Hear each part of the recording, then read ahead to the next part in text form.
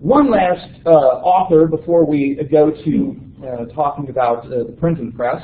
Here is a major cultural achievement, and that's the work of Geoffrey Chaucer.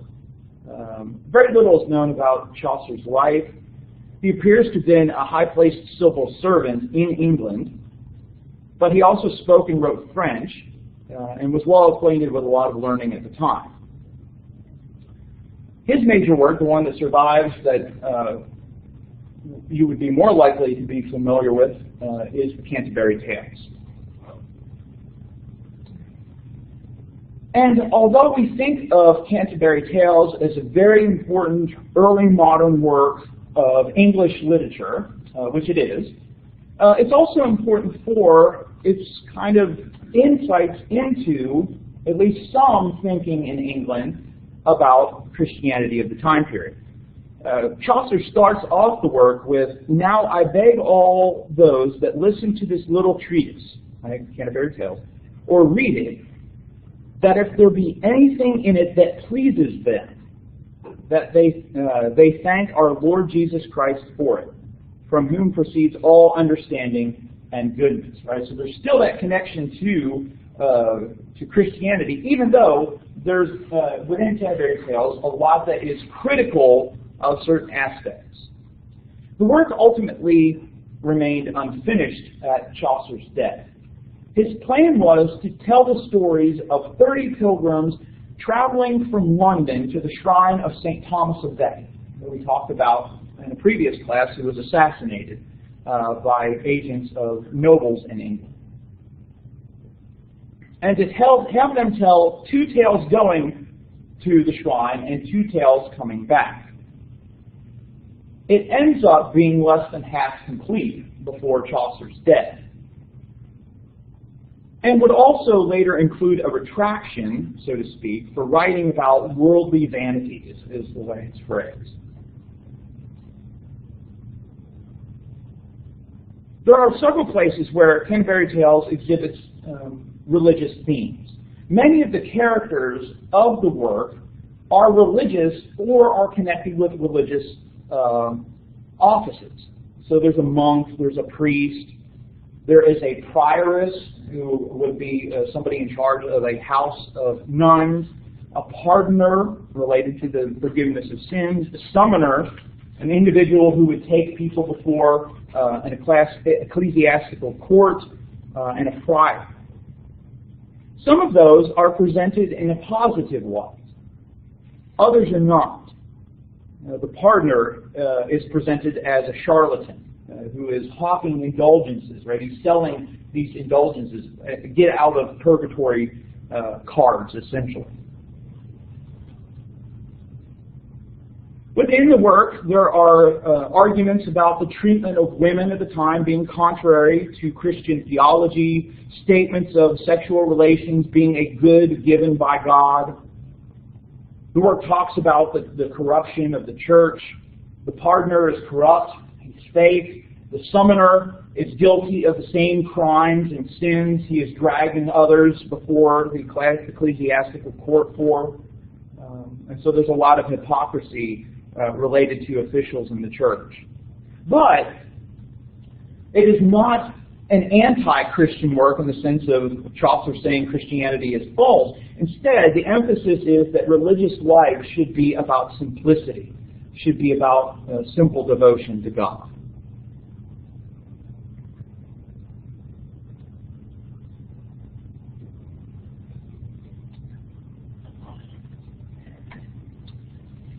As we mentioned before, the early years of the very important development during this time for a lot of this literature was the movable type printing press. The early years, particularly of the Gutenberg press, didn't make much of an impact. So it wasn't this immediate, grand transition in Europe. Because a lot of the early things printed on it were very difficult to read. And so once the press has kind of developed a little more and used in ways that made what's printed legible, it became very, very important. Gutenberg developed the press in 1439, printed the first dated book in 1457, which was actually a copy of Psalms. Did you say the first dated book is 1457. It was developed in 1439.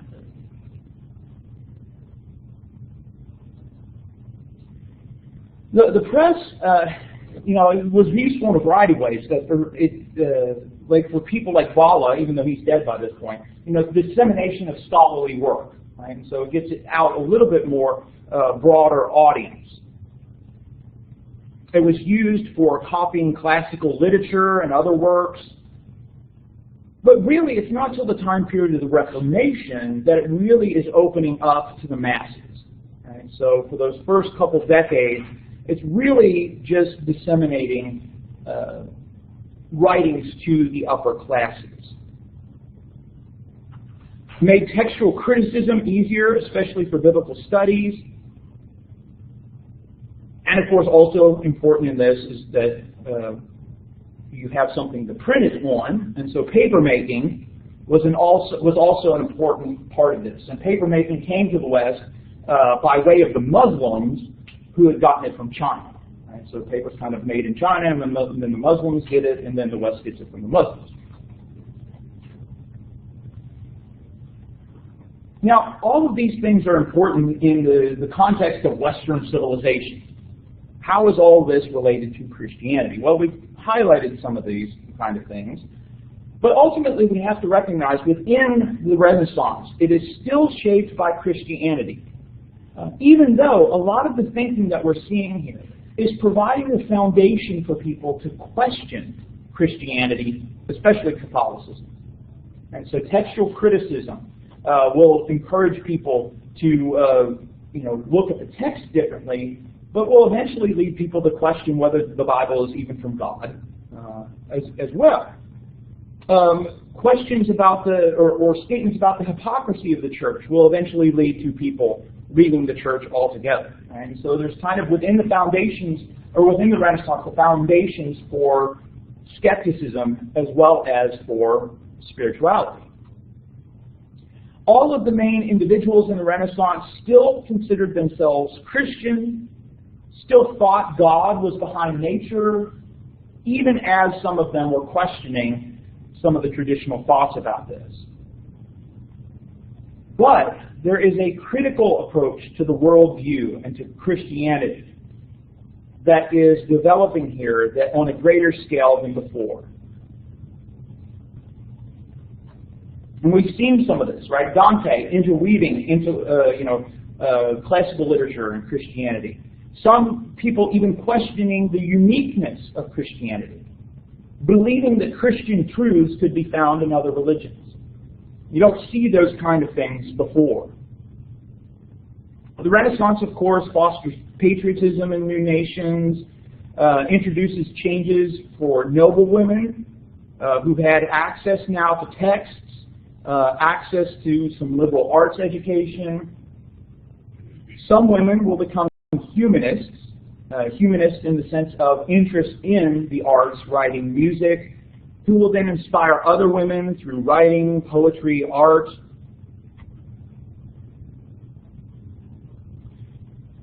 But then there is also developing in this time period a notion about the separation of church and state. And one of the earliest expressions of this is found in Niccolo Machiavelli's The Prince. He too had lived in Florence, had risen to some power there, but ended up banished. The Prince is largely inspired by the Roman Republic.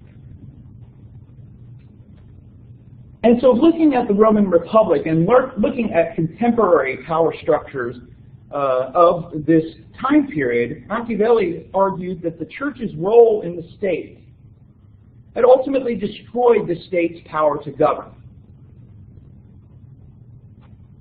And so the state had to restrict the power of the church. Only in the spiritual realm should the church be allowed to govern. The prince should not be focused on morality. but instead should be focused on power.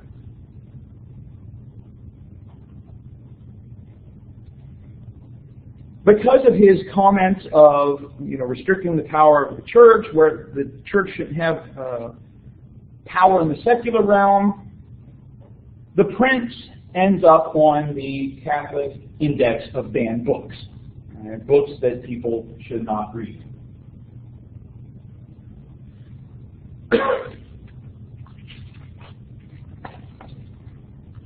Certainly, and you probably, from either taking Western culture or just your own knowledge, could think of other ways. We're not talking about Michelangelo, for example, and the Sistine Chapel and other artwork that was specifically religious. We'll mention some of that when we get to practice. But there's so much of the Renaissance that's shaped by Christianity and expressions of Christianity. But I wanted to pause and ask if there were any questions, anything that needs to be clarified of what we've discussed. You still not getting that right? No, there should be an A. He's not Scottish. I'd like you to read my work, The Prince, and Machiavelli. There should be an A there between the M and the C. It's corrected my notes. It just didn't correctly get to the PowerPoint.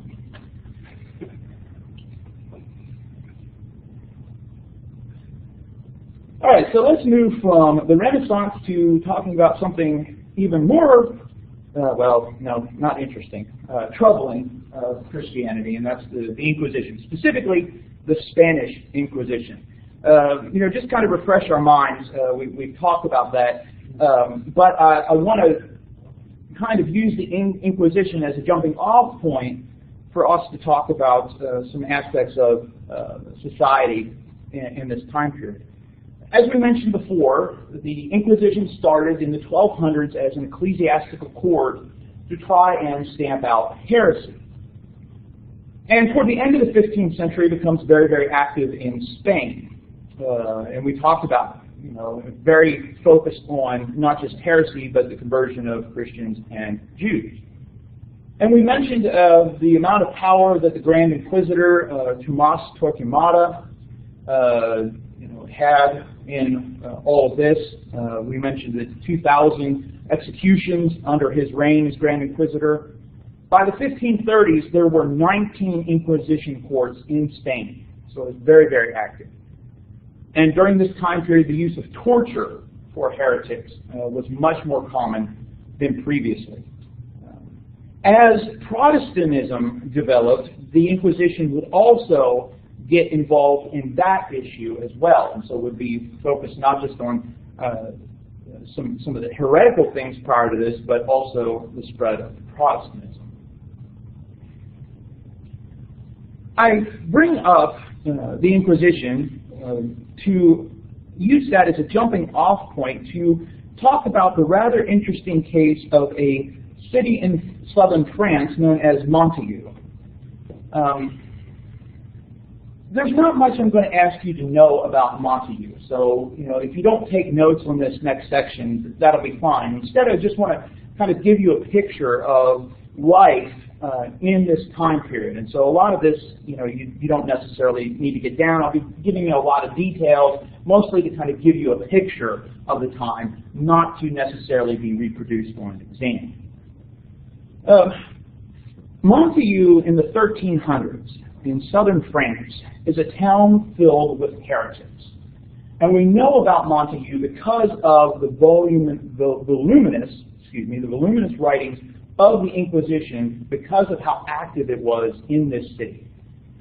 It's supposedly the last city involved with the Cathar, or sometimes called Albigensian heresy. The Cathars considered themselves as Christians in opposition to the Catholics. Essentially, they had what was known as a Manichaean type of theology. The Manichaeans were dualists. They believed there were two opposite deities, a good deity and an evil deity. There was light and dark, spiritual and physical, very Gnostic-like. and it was a non-Christian philosophy, but it had shaped Christianity. People like Augustine for a little time period had been a Manichee. Others had been shaped by this philosophy as well, and that eventually shaped this Cathar heresy in France. As part of being a Cathar, you were inducted through baptism by book and word. Right? So instead of baptism by water. And so the focus is on this intellectual process to become a parfait. No, not that way. French for perfect. Right? So in Latin it was perfecti, but in French, parfait. The parfait had to remain pure. And so there was a lot of emphasis on purity in the Cathar heresy. You weren't to eat meat, and especially purity from with women. Others within the group were just ordinary believers. They led a common life. Right? Just kind of led your life normally until close to death when you were baptized. And once you were baptized, you had to embark on a total suicidal fasting. So you essentially fasted yourself to death, which is why you waited until you were close to death to do this. So this city is kind of, Montague is kind of the last place where this has been. It's been wiped out throughout other places in Europe. So, as you would expect, because of how prevalent the Cathar heresy was in Montague, it gained the attention of the Inquisition. The inquisitor who was responsible for taking a look into Montague was Jacques Fournier, who would later become Pope Benedict XII in Avignon. So we mentioned him by his papal name, Benedict XII. But before he became Pope, he supervised the Inquisition in Montague and recorded the depositions of those accused of heresy. And so he's investigating these things and inquiring and writing down what these people are saying in response to the questions as he's investigating this heresy.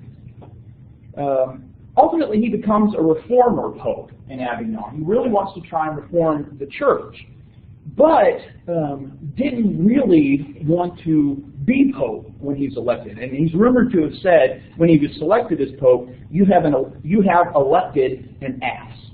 That essentially, this is a stupid decision to make me pope. But he still went ahead and was pope anyway. In his investigations in Montague, Fournier was present for most of them. It could have been turned over to other people, but he was present for most of the trials and rarely resorted toward torture for the time period. In the years 1318 to 1325, there were 370 days of court. There were 578 interrogations, during that time period. 418 of accused people, 160 interrogations of witnesses. Essentially, it was 98 cases involving 114 people, most of whom were Albigensian heretics. Most of the people were peasants, artisans, shopkeepers. 48 of them were women. You say, okay, interesting numbers, but it doesn't tell me much. Montague at the time probably had about 200 to 250 residents.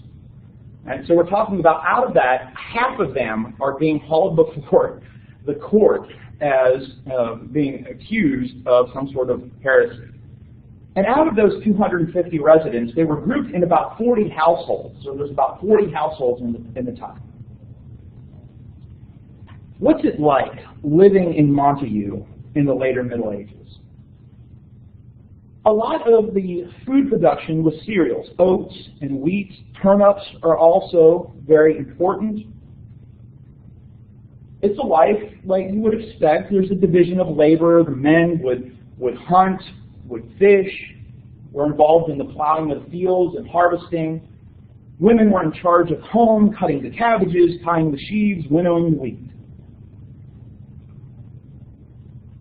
The animals that you would have would be penned in close quarters with you, not separated into other buildings unless you were very wealthy. It was a city of chronic poverty. There weren't many crafts produced. Any sort of tailoring that was done by the perfecti who traveled through. In keeping with the Cathar teachings, most of the people ate fish. They did not eat bacon or butcher's meat. But it was a city of heresy.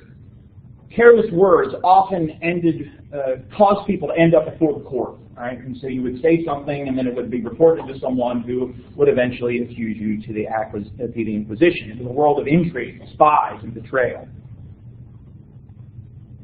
If you were condemned as a heretic, you would be forced to wear a yellow cross on your clothes if you were not sent to prison. It was also a city where there was a lot of strong tension between the church and the citizen. And even that tension wasn't, the tension between noble and non-noble wasn't as bad as between the citizen and the church. It was a city of all sorts of immoralities. There were temporary unions, right, where people would get married just for a brief time to engage in sexual activity, and then that marriage would be dissolved. Several of the people in these families had multiple mistresses. There were illegitimate children. There were rape. There were priests seducing people. There was homosexuality, all sorts of things, in addition to the heresies. But despite the presence of Catharism, people still held on to some Catholic beliefs. People would go and confess to a priest looking for absolution of sins, especially before death, unless they were very, very strict Cathars. I mean, there were some people that were very into the Cathar heresy who didn't even do that. First communion, marriage were still done under the auspices of the church.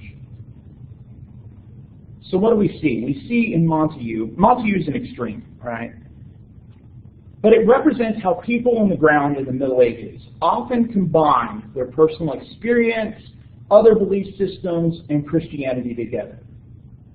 And so the church is teaching one thing, but people are often intermingling all sorts of things in their personal lives. Things that we might see, and intellectually are probably incompatible, but at the time period, people are combining all of these things together.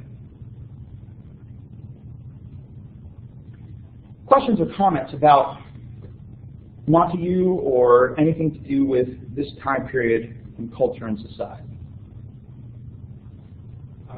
You said that they were being brought to the court. Is that a court in Montague, or is that a court in Avignon? Or? Well, they would go to Montague and kind of set up a place for an ecclesiastical court.